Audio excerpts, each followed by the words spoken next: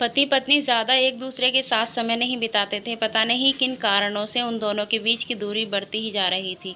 चाय पीते पीते पत्नी ने चुप्पी तोड़ते हुए कहा, मुझे आपसे बहुत कुछ कहना है, आपको बहुत कुछ बताना है, लेकिन अब हमारे पास एक दूसरे के लिए समय ही नहीं है। मैंने इस बारे में बहुत सोचा है और मैंने इस सिचुएशन से निपटने का एक उपाय निकाला है।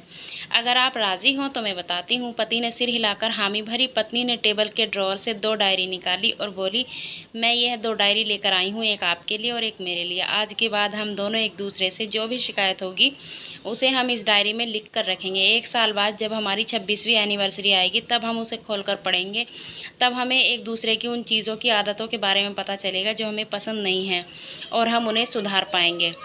पति को भी पत्नी का आइडिया पसंद आया और उसी दिन से डायरी में लिखना शुरू हो गया। देखते ही देखते 1 वर्ष बीत गया और 26वीं एनिवर्सरी का दिन आ गया। पति पत्नी दोनों ही डाइनिंग टेबल पर बैठकर चाय पी रहे थे और पास में दोनों की अपनी अपनी डायरी रखी हुई थी। उन्होंने एक दूसरे खत्म करके उन्होंने पहले पत्नी की डायरी पढ़नी शुरू की। उस डायरी में काफ़ी सारी शिकायतें थी, जैसे कि आज होटल में ले जाने के लिए वादा किया था लेकिन फिर भी नहीं लेकर गए। आज मेरे मायके में मेहमान आए थे, उनके पति ने अच्छे से बातचीत नहीं की।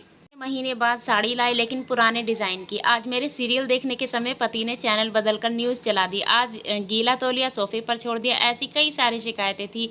डायरी को पढ़ते पढ़ते पति की आंखों में आंसू आ गए। पति को काफ़ी अफसोस हुआ। वो अपनी पत्नी से बोला, मुझे इन गलतियों के बारे में एहसास ही नहीं था, लेकिन अब मैं तुमसे वादा करता हूँ कि ऐसी गलती अब मैं नहीं दोहराऊंगा। पत्नी ने पति की डायरी खोली। पत्नी ने डायरी के सारे पन्ने उल्टे, लेकिन वो पूरी तरह से खाली थे। कहीं पर भी एक शब्द भी नहीं लिखा था। पत्नी बोली, आपने तो डायरी में कुछ भी नहीं लिखा। पति बोला, आखिरी पन्ना देखो, मैंने उसी पर लिखा है। और मेरे परिवार के लिए इतने सालों में जो त्याग किया है और हम सबको जितना प्यार दिया है, उसके आगे मैं तुम्हारे खिलाफ इस डायरी में कुछ भी नहीं लिख सकता। और इससे भी ज़रूरी, मुझे कभी तुमसे कोई शिकायत और कमी भी नहीं महसूस हुई।